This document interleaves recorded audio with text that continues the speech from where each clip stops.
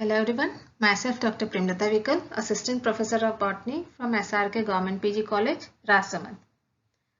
आज के वीडियो में हम डिस्कस करेंगे development of archegonium in रिक्शिया। Vegetative reproduction हम डिस्कस कर चुके हैं। अब हम डिस्कस करेंगे सेक्सुअल रिप्रोडक्शन इन रिक्शिया, यानी कि रिक्शिया में लैंगिक जनन।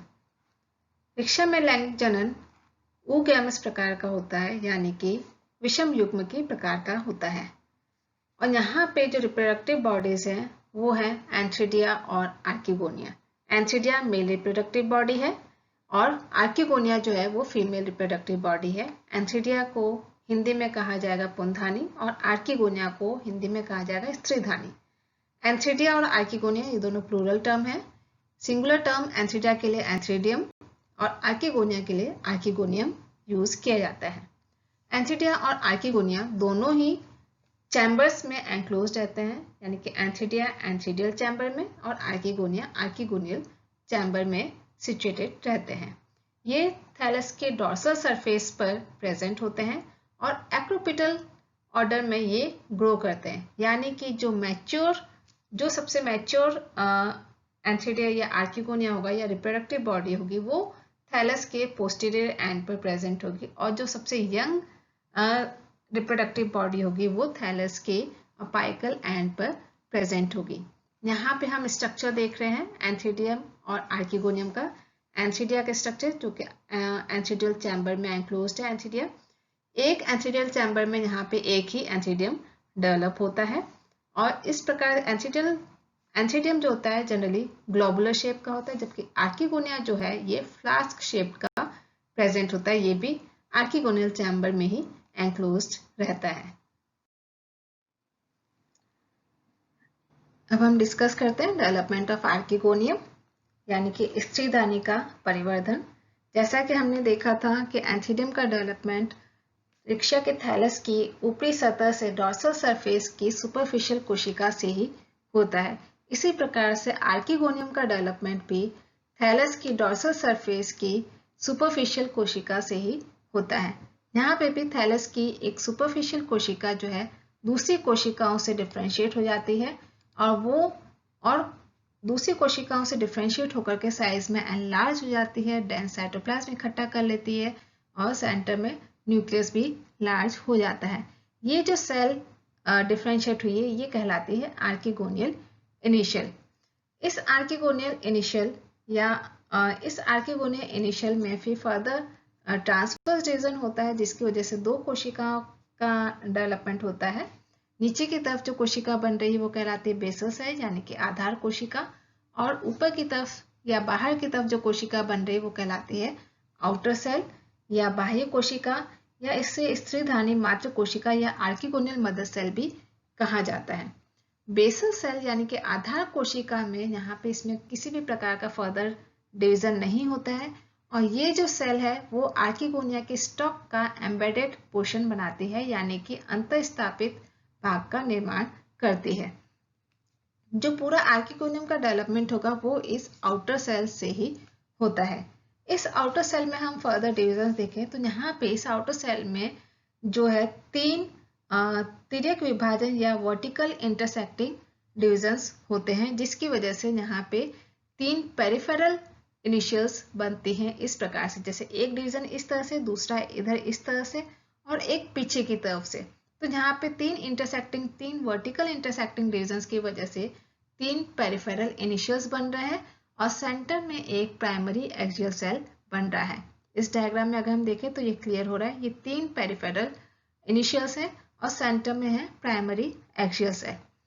इस पेरिफेरल इनिशियल में हम देखें तो यहाँ पे इस पेरिफेरल इनिशियल में फिर फर्दर डिविजन्स होते हैं, यानी कि रेडियल लॉन्जिट्यूडिनल डिवीजन होते हैं, जिसकी वजह से यहाँ पे छह सेल्स बन जाती हैं।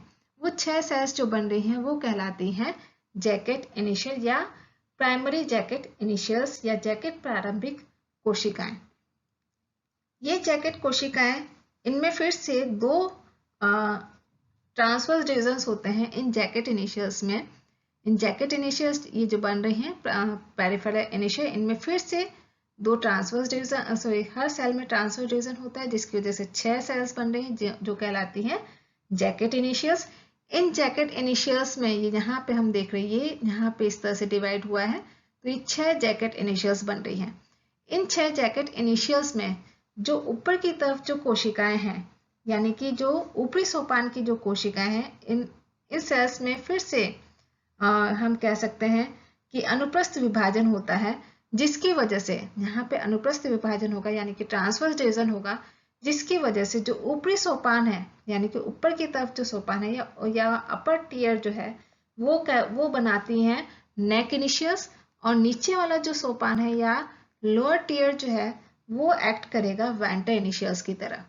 तो ऊपरी सोपान की जो कोशिकाएं हैं या अपर टीयर की जो कोशिकाएं हैं, तो उनमें फर्दर फिर से कई सारे ट्रांसवर्स डिविजन्स होंगे, जिसकी वजह से यहाँ पे कम से कम 6 सेल्स की लंबाई की नेक बन जाती है। ये इस तरह से ये जो अपर टीयर ऑफ सेल्स जो हैं वो नेक का निर्माण करती हैं, और जो लोअर टीयर ऑफ सेल्स जो कि वेंटर इनिशियल्स हैं, वो वेंटर की वॉल फॉर्मेशन का या वेंटर की भित्ति बनाने का काम करती हैं या भित्ति का निर्माण करती हैं।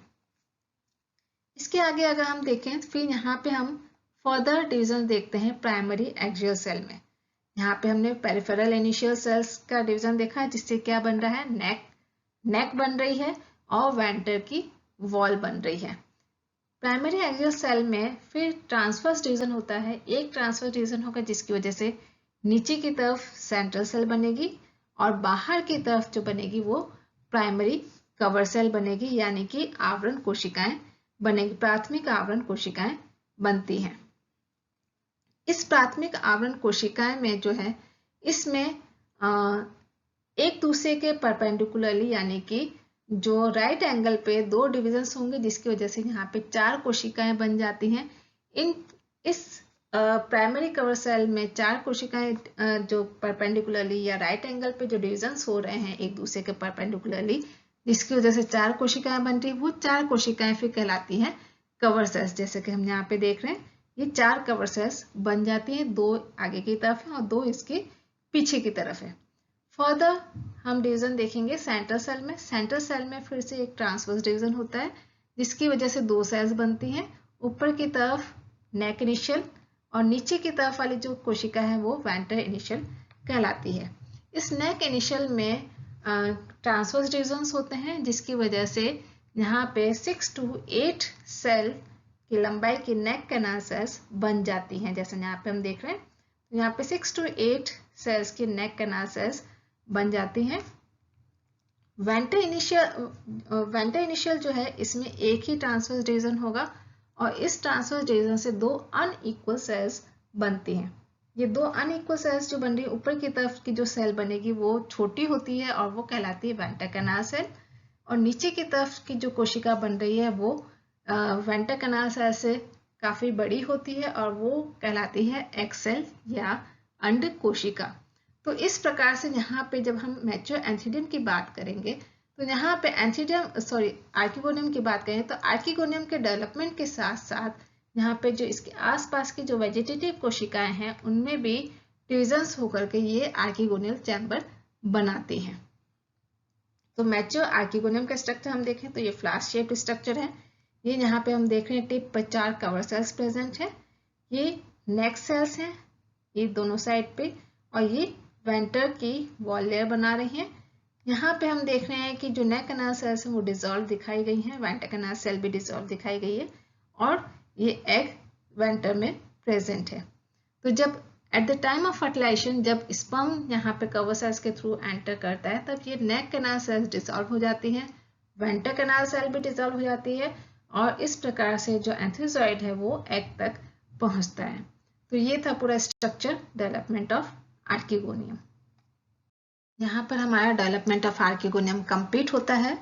Thank you.